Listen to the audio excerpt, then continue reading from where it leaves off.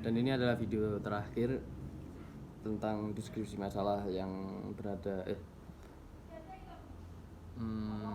sebuah tes terakhir, soal terakhir untuk metodologi studi Islam, UTS terakhir saya, nomor terakhir tes UTS saya. Jelaskan studi Islam bersifat normatif, religius, dan empiris, historis. Penjelasan disertai contoh berupa ayat Quran dan juga hadis Nabi atau ijtihad para ulama. Baik, kita mulai dulu dari yang pertama, yaitu pendekatan secara normatif dan religius. Normatif, religius, dan juga empiris dan historis itu pendekatan yang berbeda dalam menganalisis menganalisis ajaran agama Islam. Dan untuk pendekatan ini, maksudnya pendekatan normatif religius, itu pemahamannya dari pengaplikasian hukum-hukum agama Islam yang bersumber dari Al-Quran, hadis Nabi, dan juga ijtihad para ulama. Dan tujuan ini adalah memahami ajaran agama secara teoritis, praktis, dan sehingga dapat mengatur kehidupan individu di masyarakat umum.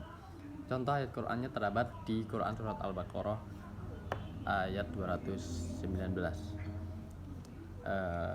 yang artinya, mereka bertanya kepadamu tentang khamar dan judi. Katakanlah, pada kedua terdapat dosa yang besar dan beberapa manfaat bagi manusia, tetapi dosa keduanya lebih besar dan manfaatnya. Mereka bertanya kepadamu yang akan mereka nafkahkan. Katakanlah, yang lebih dan keberkeluarnya. Demikian Allah menerangkan ayat-ayatnya kepada kamu supaya kamu berpikir.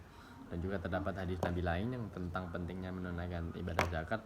Dari Abdullah bin Umar, Rasulullah SAW bersabda, Islam dibangun di atas 5 pilar, yaitu kesaksian bahwa tiada sesembahan yang berhak disembah melainkan Allah, dan bahwa Nabi Muhammad adalah utusan Allah, mendirikan sholat, menunaikan zakat, haji baitullah, dan puasa Ramadan. Hadis riwayat Bukhari dan Muslim.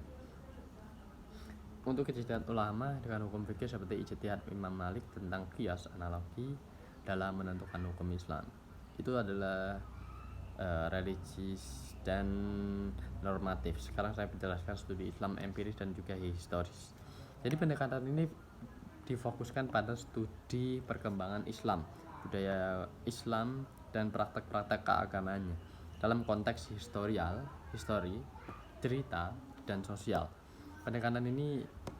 Melalui pendekatan ini, para peneliti berusaha memahami bagaimana Islam dipraktekkan dan berkembang di dalam berbagai konteks budaya dan juga sejarah. Seperti contoh studi Islam yang berkembang pesat, yaitu seperti peristiwa hijrah, perang Badar, dan penyebaran Islam Arab dan di luar Arab.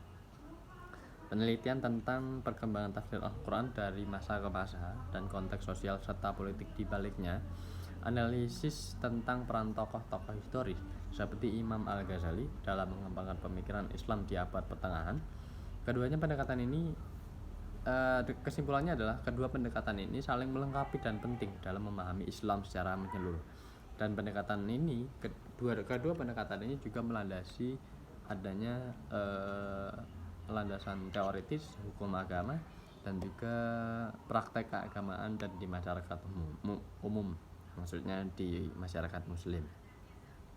Mungkin itu saja jawaban dari UTS saya tentang metodologi studi Islam. Mohon maaf jika ada perkataan atau kata-kata yang tidak dapat dicerna atau kata yang salah saya ucapkan. Mohon maaf.